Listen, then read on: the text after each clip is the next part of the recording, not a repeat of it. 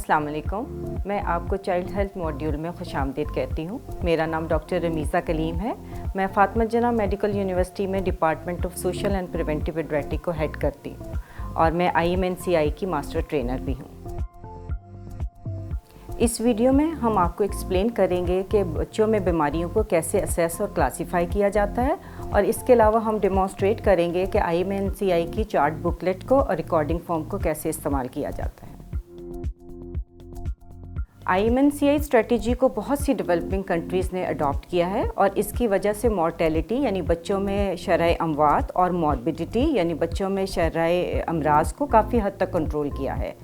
IMNCI strategies health professionals की clinical skills को improve करती है, specially first level health care facility पे, जहाँ पे अमूमन डायग्नोस्टिक फैसिलिटीज़ कम होती हैं। अगर IMNCI के स्टेप्स को फॉलो किया जाए तो कॉमन डिजीज़ की साइंस एंड सिम्टम्स की बेसिस पे बच्चों में बहुत सी बीमारियों की तशख़ीस की जा सकती है और शदीद बीमारी की सूरत में उनको बड़े हॉस्पिटल मुंतकिल किया जा सकता है।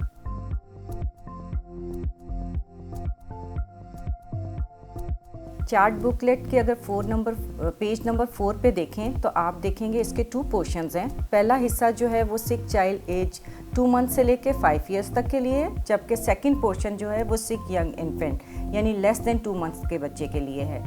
और आप देखें कि ये जो हम बात करेंगे वो 2 मंथ से लेके 5 ईयर्स तक के बच्चों के लिए करेंगे।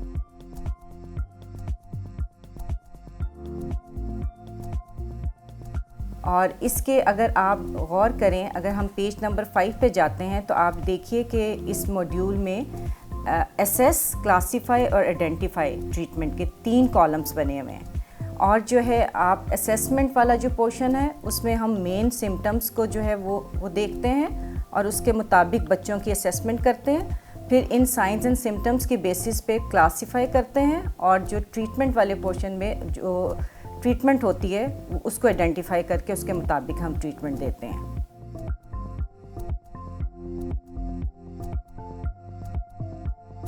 अब आप रिकॉर्डिंग फॉर्म को देखें। इसके 2 पोर्शंस नज़र आएंगे, असेस और क्लासीफाई। और असेसमेंट में आप देखें वही पोर्शंस हैं जो चार्ट बुकलेट में भी हैं, जैसे कि देखें डेंजर साइन है, cough and difficult breathing, diarrhoea, fever, ear problem, malnutrition और चाइल्ड का इम्यूनाइजेशन स्टेटस। और एंड वाले पोर्शन में असेस फीडिंग का एक पोर्शन है। आप बच्चे के साइंस एंड सिम्टम्स के बेसिस पे जो क्लासिफिकेशन करेंगे वो क्लासिफिकेशन आप क्लासीफाई वाले कॉलम में लिखेंगे और उस क्लासिफिकेशन की बेसिस पे आप उसकी ट्रीटमेंट एडवाइस करेंगे।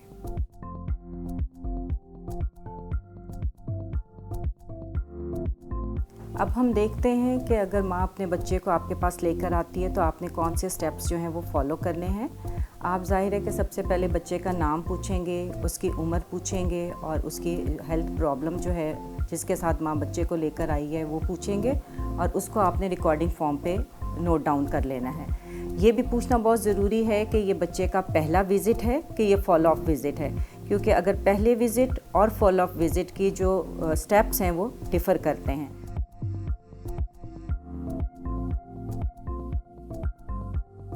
अगर ये बच्चे का पहला विज़िट है तो हम देखते हैं कि बच्चे को आपने किस तरह असेस करना है।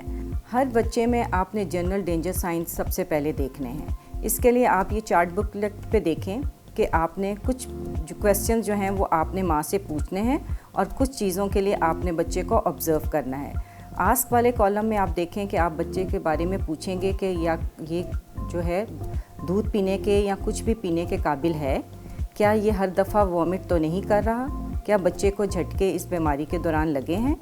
और देखने वाले उस कॉलम में देखें कि आप पूछेंगे कि बच्चा जो है वो बेहोश या बहुत सुस्त तो नहीं है और क्या उस टाइम पे बच्चे को झटके तो नहीं लग रहे। अगर बच्चे में कोई भी डेंजर साइन मिलता है तो आपने उसको जो है अर्जेंटली जो है रेफ़र करना होता है और अगली असेसमेंट जो है वो आपने बड़ी तेज़ी से करनी होती है।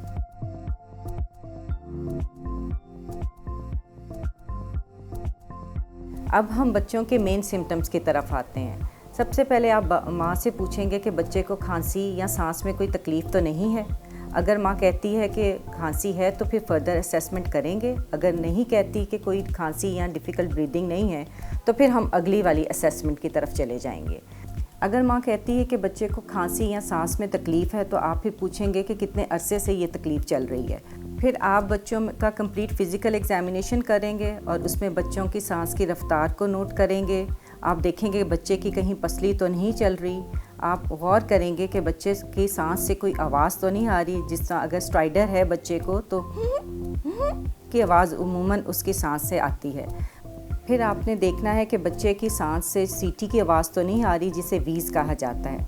अगर बच्चे का वीज़ आ रही हो तो उसके लिए बेहतर ये है कि पहले आप जो है बच्चे को ब्रोंकोडायलेटर दें।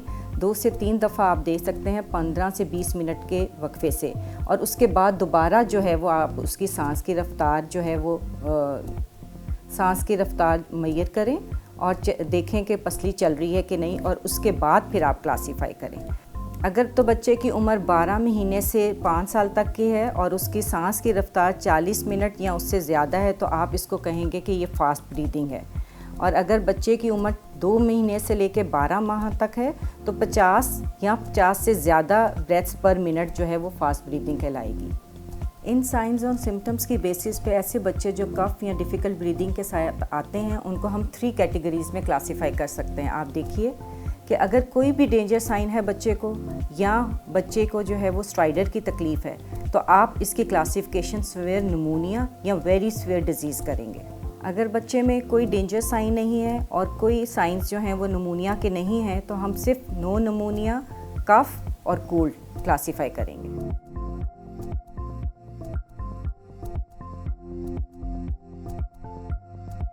अब हम नेक्स्ट सिम्टम की तरफ आते हैं कि आप पूछेंगी माँ से कि बच्चे को डायरिया है कि नहीं, और अगर माँ कहती है कि उसको डायरिया है तो आप फर्दर जो है उसकी असेसमेंट इस तरह करेंगे। आप पूछेंगे कि कब से जो है वो डायरिया है, क्योंकि ड्यूरेशन की बेसिस पे हम डायरिया को जो है फर्दर क्लासीफाई करेंगे। अगर तो 14 दिन से ज़्यादा का डायरिया है तो हम उसको परसिस्टेंट डायरिया कहेंगे, और अगर 14 दिन की ड्यूरेशन से कम है तो वो एक्यूट डायरिया कहलाएगा। सिमिलरली आप फिर माँ से पूछेंगे कि क्या जो है पखाने में खून तो नहीं आ रहा। अगर खून वाले पखाने आ रहे हैं तो इसको डिसेंट्री क्लासीफाई करेंगे। डायरिया वाले बच्चे को हम डिहाइड्रेशन यानी पानी और नमकियात की कमी के लिए असेस करेंगे। इसके लिए सबसे पहले बच्चे की अमूमी हालत का जायज़ा लेंगे कि बच्चा जो है बेहोश या बहुत सुस्त तो नहीं है, बच्चा बेसुकूनी या बेचैनी का शिकार तो नहीं है।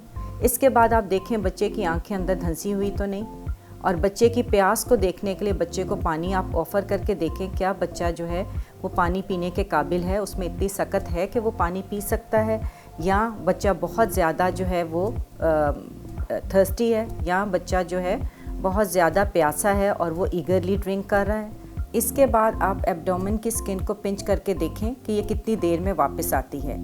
अगर तो ये 2 सेकंड से ज़्यादा आती है it's mean it is going very slowly, और अगर 2 सेकंड से जल्दी आती है तो इट्स मीन गोइंग स्लोली, या आप देखें कि बिल्कुल फ़ौरन से जो है वापस आ जाती है। इस बेसिस पे इन 4 सिम्टम्स की बेसिस पे हम फर्दर डिहाइड्रेशन को क्लासीफाई करते हैं। अब आप देखिए कि सीवियर डिहाइड्रेशन के कॉलम में आप देखें कि कोई से भी साइन अगर 2 हों, यानी कि अगर बच्चा बेहोश या बहुत सुस्त हो, या उसकी आंखें अंदर धंसी हुई हों, या बच्चा पानी पीने के काबिल ना हो, या ड्रिंकिंग पुअरली हो, या स्किन पिंच जो गोज़ बैक वेरी स्लोली, इनमें से किसी 2 साइन की सूरत में भी आप इसको सीवियर डिहाइड्रेशन क्लासीफाई करेंगी। सम डिहाइड्रेशन की क्लासिफिकेशन में देखें कि अगर इनमें से कोई से भी 2 साइन होंगे तो आप सम डिहाइड्रेशन कहेंगे, यानी कि अगर बच्चा जो है बेसुकूनी या बेचैनी का शिकार है, या बच्चे की आंखें धंसी हुई हैं, या बच्चा बहुत प्यासा है और ईगरली ड्रिंक करता है, या उसकी स्किन पिंच जो है वो स्लोली जो है वो बैक जाती है, तो आप इसको सम डिहाइड्रेशन लेबल करेंगे। अगर इनमें से कोई साइन भी नहीं है तो आप इसको नो डिहाइड्रेशन क्लासीफाई करेंगे। डिहाइड्रेशन के क्लासीफाई करने के बाद अगर आपने फर्दर जो क्लासिफिकेशन करनी है वो उस बेसिस पे करनी है कि डायरिया की ड्यूरेशन कितनी है। अगर तो ड्यूरेशन जो है 14 डेज से ज़्यादा है तो ये परसिस्टेंट डायरिया है, और डिहाइड्रेशन की क्लासिफिकेशन की बेसिस पे इसकी फर्दर 2 क्लासिफिकेशन होती हैं। अगर तो परसिस्टेंट डायरिया वाले बच्चे में किसी भी ग्रेड की डिहाइड्रेशन मौजूद है तो आप इसको सीवियर परसिस्टेंट डायरिया क्लासीफाई करेंगे, और अगर जो है परसिस्टेंट डायरिया वाले बच्चे में डिहाइड्रेशन नहीं है तो आप सिर्फ इसको परसिस्टेंट डायरिया क्लासीफाई करेंगे।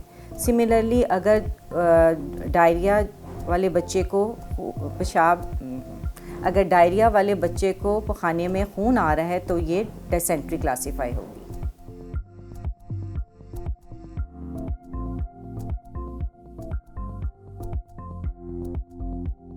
बुखार वाले बच्चे को अमूमन बहुत केयरफुल असेसमेंट की ज़रूरत होती है। जैसे आपको पता है कि बुखार बहुत सी जो है बीमारियों का साइन भी है और ये कॉमन सिम्टम है जिसके साथ बच्चा आता है। तो IMNCI में जो हम असेसमेंट करते हैं वो 3 पार्ट्स में करते हैं। सबसे पहले हमने ये डिसाइड करना होता है कि मलेरिया रिस्क जो है वो हाई है या लो। इसकी मालूमात अमूमन नेशनल मलेरिया कंट्रोल प्रोग्राम वाले देते हैं।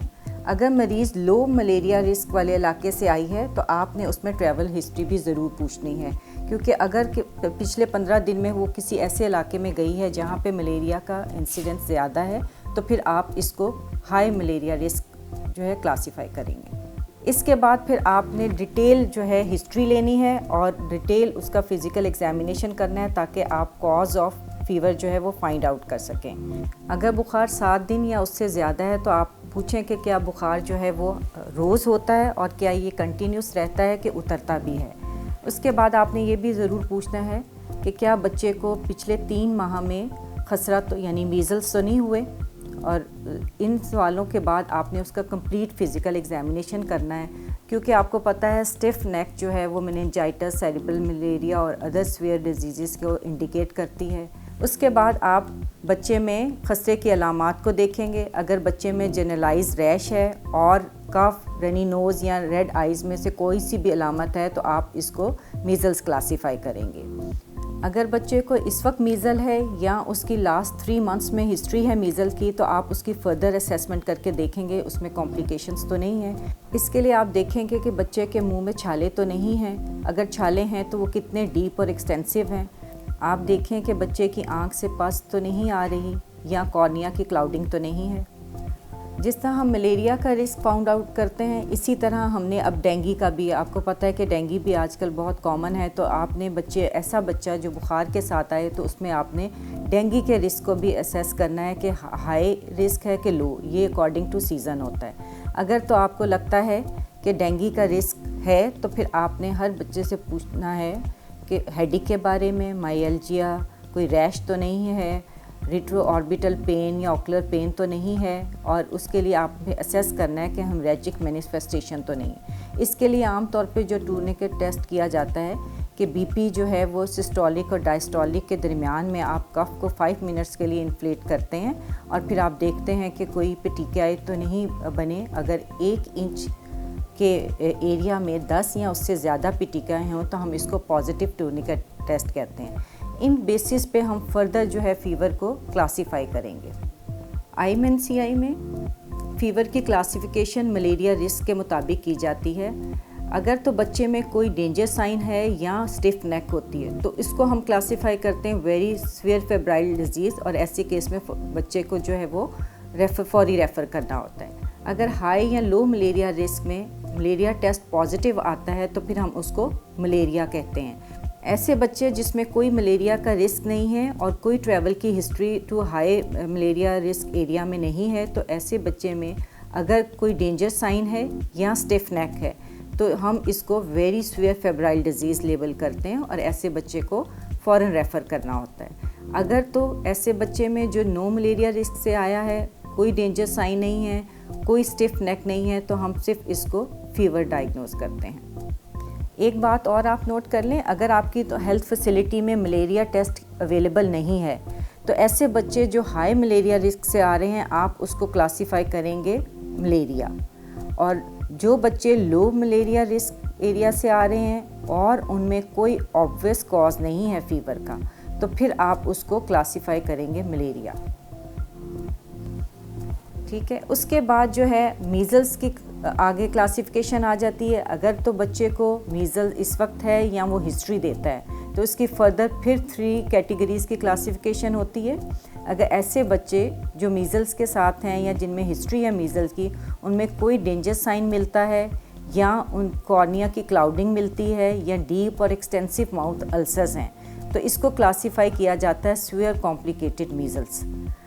या अगर बच्चों में जो आई से पस आ रही है या माउथ अल्सर्स हैं मगर वो बहुत डीप और एक्सटेंसिव नहीं है तो तो इनको क्लासिफाई किया जाता है मीज़ल्स विद आई और माउथ कॉम्प्लिकेशंस। और अगर कोई कॉम्प्लिकेशन आई या माउथ की नहीं मिलती तो इसको जस्ट मीज़ल्स क्लासिफाई किया जाता है। नाउ कमिंग टू डेंगू, अगर तो रिस्क डेंगू का हाई है, सीज़न है जिसमें डेंगू जो है वो फिर आपकी डिफरेंशियल में आता है, तो आपने उसमें देखना है कि हेमरेजिक मैनिफेस्टेशंस हैं कि नहीं। हेमरेजिक मैनिफेस्टेशंस की मौजूदगी में इसकी फर्दर 2 क्लासिफिकेशन होती हैं। अगर तो बच्चे में कोई भी इनमें से साइन जैसे कि ब्लीडिंग फ्रॉम द नोज़ और गम है, या ब्लीडिंग इन स्टूल और वॉमिट है, ब्लैक स्टूल्स हैं, स्किन पटीकाएँ हैं, स्लो कैपिलरी रीफिल है, या परसिस्टेंट एब्डोमिनल पेन है, परसिस्टेंट वॉमिटिंग है, या टूर्निकेट टेस्ट पॉजिटिव है, तो इस केस में किसी एक भी साइन की मौजूदगी में आप इसको severe dengue haemorrhagic fever classify करेंगे। अगर डेंगू हेमरेजिक फीवर का कोई साइन नहीं है तो आप इसको fever only dengue haemorrhagic fever unlikely आप इसको क्लासिफाई करेंगे।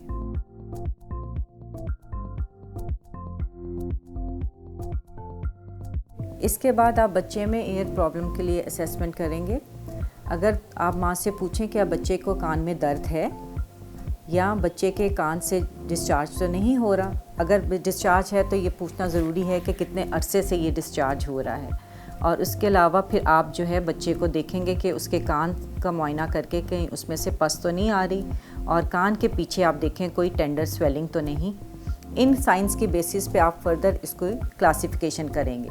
अगर तो कान के पीछे टेंडर स्वेलिंग है तो ये स्वेयर डिजीज़ मास्टार्डाइटिस को इंडिकेट करती है और इसको आप पिंक क्लासिफिकेशन देंगे।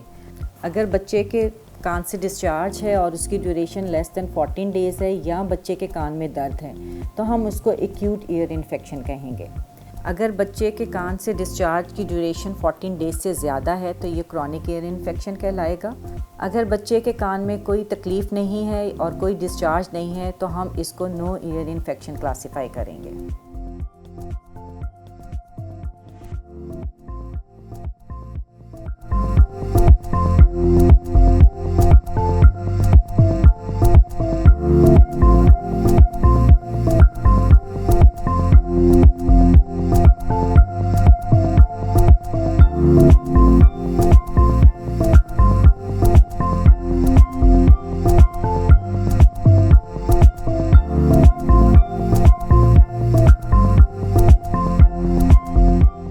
अब हम रिकॉर्डिंग फॉर्म को फिल करने का तरीका सीखते हैं।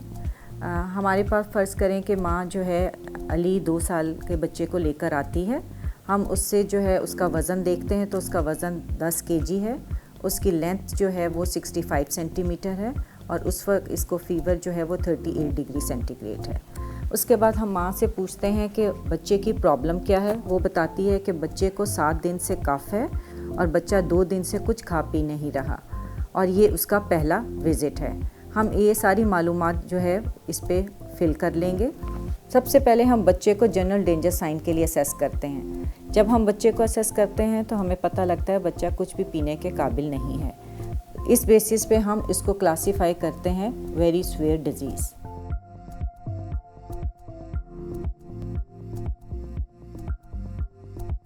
फिर हम बच्चे को कफ़ और डिफ़िकल्ट ब्रीदिंग के लिए असेस करते हैं। बच्चे को 7 दिन से खांसी है और बच्चे की सांस की रफ्तार 70 ब्रेथ्स पर मिनट आती है। बच्चे में चेस्ट एंड ड्राइंग नहीं है, स्ट्राइडर नहीं है, वीज़ नहीं है।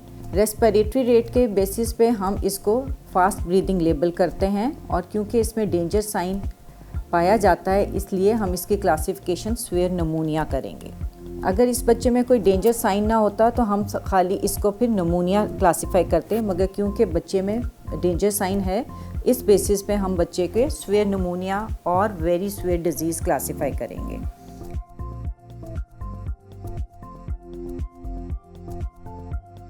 फिर हम बच्चे को फ़ीवर के लिए असेस करते हैं। बच्चे को 38 डिग्री सेंटीग्रेड टेम्परेचर है।